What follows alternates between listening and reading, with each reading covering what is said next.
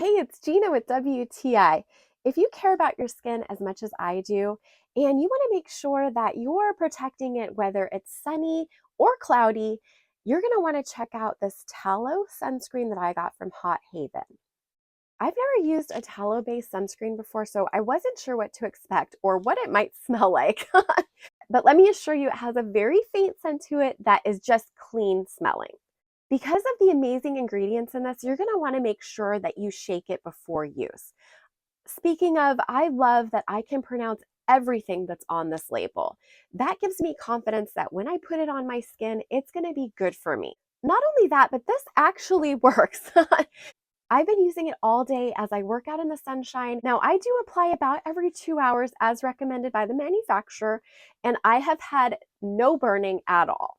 This does come out of the tube pretty quickly, so just make sure that after you shake it, you're not squeezing it super hard. Start with a little bit and then go from there. Now, this is what my husband looked like after he'd worked all day on the roof without using sunscreen.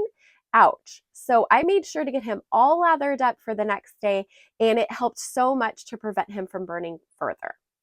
I am so impressed by how well this works.